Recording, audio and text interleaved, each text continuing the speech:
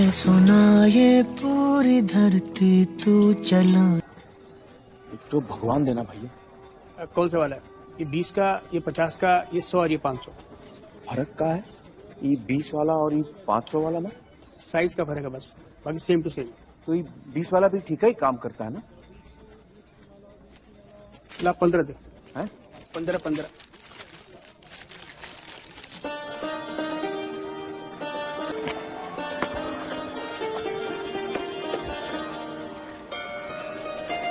Wow! May Diyos na ako! भगवान हमको बहुत भूख लगी। Diyos ko! Bigyan niyo po ako ng Kain ka rin. makakain! Nagugutom ako! Wow! Yes! Makakabalik ulit ako sa pinanggalingan ko! हम total out of control हो गया। ये भगवान तो काम कर रहा था। Few inches later. Diyos ko! May nagkuha ng remote control ko! Sana may balik niyo po! Para makauwi na ako! Few moments later.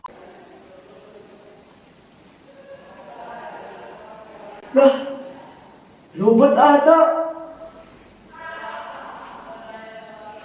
Balik na ako. भाई साहब ये भगवान का बैटरिया खत्म हो गई है का? थोड़ी देर चले फिर लुल हो गए। क्या क्या मतलब? मतलब नया बैटरी लगा दो, किधर लगता है? लगाओ। अरे भैया इसमें बैटरी नहीं पड़ती। तो काम काहे नहीं कर रहा है? मैन्युफैक्चरिंग डिफेक्ट है का? अरे कोई डिफेक्टिव पीस नहीं बनाते भाई हम। ये भगवान को आप बनाया? जी हाँ, अपने इन हाथों से। आप भगवान को बनाया कि भगवान आपको? भैया भगवान ने हम सबको बनाया है, हमने तो सिर्फ इनकी मूर्तियां बनाई है। काहे बना वो तो उसकी मूर्त? ताकि हम इनकी पूजा कर सकें, अपने सुख दुख की बातें कर सकें। करे भीतर ट्रांसमीटर फिट है का? भगवान तक बात पहुंचत कैसे है? हा? अरे भगवान को किसी ट्रांसमीटर की जरूरत नहीं पड़ती, वो डायरेक्टली सुन लेता है। डायरेक्टली सुनत है तो फिर ये मूर्त की क्या जरूरत है? अरे क्या करूं इसका यार, धंधा बंद करवाएगा क्या?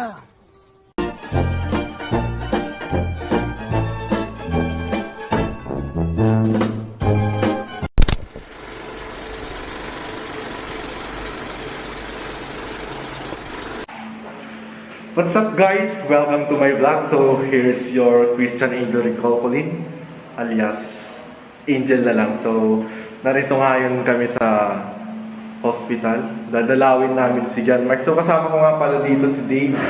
So Dave, tara dalawin natin si John Mark. Hi guys!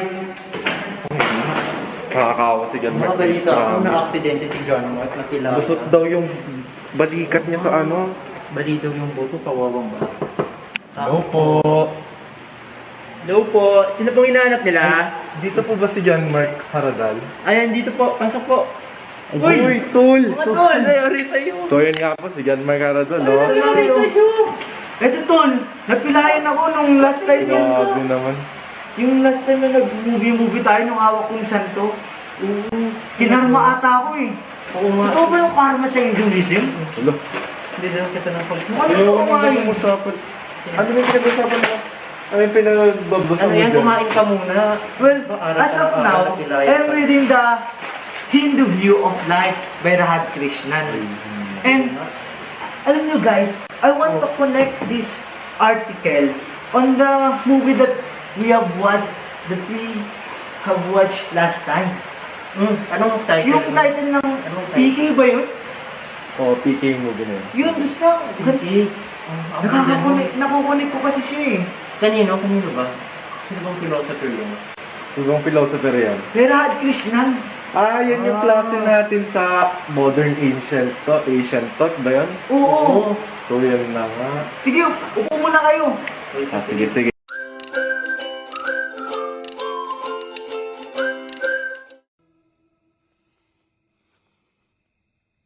बहुत ही कंफ्यूज आ गया हूं भगवान। हम कुछ तो गलती कर रहा हूं जॉन, हमारी बात आप तक पहुंच नहीं रही। हमें कठिनाई बूझिए ना, धन की गाइड कर दीजिए प्लीज। ऐसे हाथ जोड़ के आपसे बात करें या ऐसे घुटने के बल बैठ के माथा जमीन पे रखे, घंटी बजाकर आपका जगाए या लाउड स्पीकर पे आवाज दे, गीता का श्लोक पढ़े, कुरान का आयत या बाइबल का वर्स, आपका अलग अलग मैनेजर लोग अलग अलग बात बोलता है। कौनो बोलता है सोमवार को फास्ट करो, तो कौनो बोलता है मंगल को, कौनो बोलता है सूरज डूबने से पहले भोजन कर लो, तो कौनो बोलता है कि सूरज डूबने के बाद रोजा तोड़ो, कौनो बोलता है गैया की पूजा करो, तो कौनो बोलता है उसका बलिदान करो, कौनो बोलता है नंगे पैर मंदिर में जाओ, तो कौनो बोलता है कि बूट पहन के चर्च में। ससुरी कौन सी बात सही है कौन सी गलत है समझ में नहीं आ रहा है। फ्रस्ट्रेट आ गया हूं भगवान, हमका घर जाना है, आप जो बोलेगा हम करेगा, बस हमका घरे पहुंचा दीजिए। प्लीज कुछ तो बोलिए,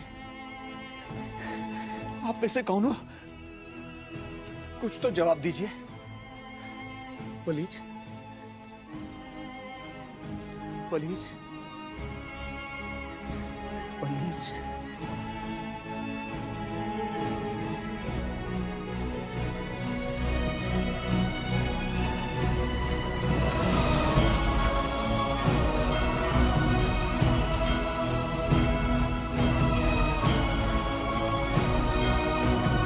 Six and a half hours later. PK said during the debate that there is only two God, the one who created us and the one which we create. Thus, for us to know the truth, we need to transcend and to hold our religious experience or personal experience and to be open to other experiences. And after that, through scrutinizing those experiences, we could have a unity. We could unite because we are putting ourselves at the foot of the other. Now, the notion of the wrong number in the movie of PK projects that our variety of features of God could be in a wrong number, which is not referring to the God itself, because it is beyond our capacity and incomprehensible by oneself. God here is the God who created us, but it is only one. When we realizes that those different gods he worshipped from different religion is not the God itself, because his prayers were not answered, he begins to be silent and to reflect deeply, which did him to realize or to find the truth and to have the personal perspective of God, which is incomprehensible beyond our capacity, and God as who the one create us and not the one we created. This portrays the belief of Radha Krishnan that individuals should have personal experience of God and to have unity and not division to have division in our different religions. The wrong number of PK helps the people to unite despite of their different beliefs and or doctrine. आप बिल्कुल ठीक बोलता है तपस्वी जी। Eh sa inyo, guys, ano yung pala yung mga masasabi ninyo na pwede natin i-connect dun sa movie ng PK? So, sa akin ito kasi yan, according to Aribondo, each religion's believers think that their religion's God is the same divine deity or the divine God. But that doesn't rule out the possibility that one or more of them disagrees with Aribondo. Gods from many religions, including personal gods, are all gods. All of those gods, on the other hand, are tools of the divine lover. The job of these gods is to be a force that draws a person closer to them. So it allows them to be with them and eventually allows them to be fully aware of themselves in order to be one with the divine lover as an instrument in the same way gods of different religions do. So like what is depicted in the movie PK, wherein each religion they honor divine beings and are following what they teach and what the religion do, and thus teachings are the forces Auribondo is talking about. And to further explain this claim, first we should start from the heart of its philosophy, of the Hindu philosophy, which is the self. They suggest that we should go deep in ourselves by being fully aware of our fullness as being. And they suggest that we should be like that. And second, let us focus on ourselves, as the majority of religions suggest, that our goal is to be with our God. Like for example, in Christian context, our goal is to be in heaven where the kingdom of God resides. And in Hindu religion context, our goal is to be liberated from this world by fully realizing the self, Then, while for Auribondo, our goal seems to be the mixture of the two religions or any other religion that is to transcend or separate to our being here on earth and be with God as His instrument. So, pinaghalong Kristiyano, Muslim nga natin, mga ibang religion pa, pwede pa. So, lastly, Auribondo suggests that it is through integral yoga that we master and realize our full being. And because in order to live something, you must first be aware that something is attached to us. So hindi mo naman maiiwan yung isang bagay kapag hindi mo alam na naka-attach pala sa'yo. So that is why he's suggesting to master our full being. And one will not anymore realize that he is required to worship someone, but he is unconsciously transcended, that he became one with the divine love or the divine being as one of his instruments or one of the gods, which is the highest form of obedience, that making thyself govern freely according to God's will and that divine will. And in the film PK, PK realizes that he knows two gods, gaya nung sinabi mo kanina, that the gods and the goddesses na pinatayo ng iba't ibang religion and other peoples and personal gods, and in this context are mistakenly identified as the divine being. Kumbaga, napagkakamalan natin yun na yung pinaka-Diyos, yun yung number one, yun yung pinaka-whole na Diyos. Pero in the latter God, He is the only true God who created all things, knowledge and also the gods that all religions talk about. And that God is the divine love for Auribondo. However, Auribondo clarifies that we cannot describe or simply name the divine love. He only gives that divine love as a word or a name to represent partly the fullness of that divine love. And the film is thus related to the concept of Auribondo, like that. So, yun nga. Few minutes later. Dick, meron ka bang gusto i-connect? First, I would like to say that there were many Indians who criticized the film PK. One is the claim for being insensitive to Hinduism, and there were a lot of attacks against the film's views on religion. To the point that Amir Khan, the leading actor who plays PK, apologized because of the many religious sentiments that are being heard. Nevertheless, many reviewed online as much as philosophy than a film, despite its very controversial nature to movie. Yet, in a critical sense, just as Gandhi, Swaraj, or Home Rule. Do you know why I would like to connect the Swaraj of Gandhi to the film? Bakit? Kasi the movie itself serves as a passive resistance against religious thoughts and realities. Especially the wrong number part. It captures Gandhi's way of looking at passive resistance as a soul force when man would obey some contrary to his conscience. And of course, it would be possible through self-governance or self-rule or home rule or the Swaraj. As we read Gandhi's Swaraj, Gandhi takes the individual from the realm of spiritual and places him in the political realm. That is according to the article from 3K to 2. And however, in the film PK would provoke us about being self-governing or home rule through the realm of religions. As we can see, the movie presents a lot of practices in India. There are Hinduism, Islam, Christianity. It is like PK is telling to us that we are not free from the wrong numbers of this religion.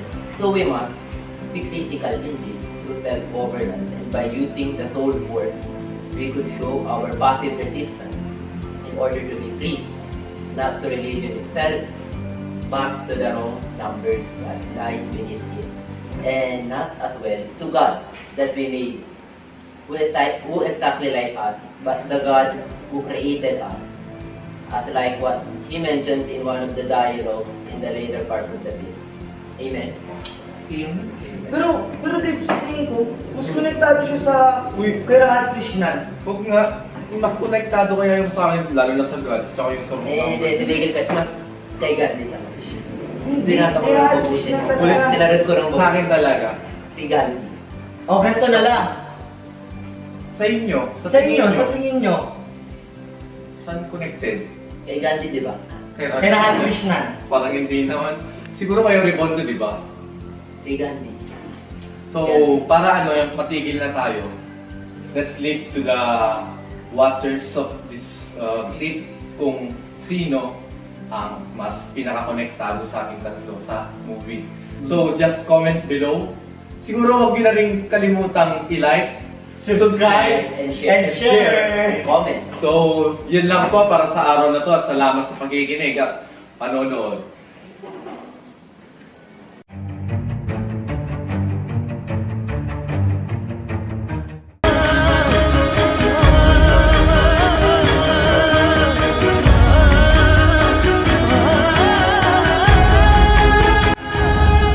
मैं पूजा करूं या नमाज़ें पढ़ूं, अरदास करूं दिन रात, न तो मंदिर मिले न तो गिरजे मिले, तुझे ढूंढे थके मेरे नैन, तुझे ढूंढे थके मेरे नैन, तुझे ढूंढे थके मेरे नैन।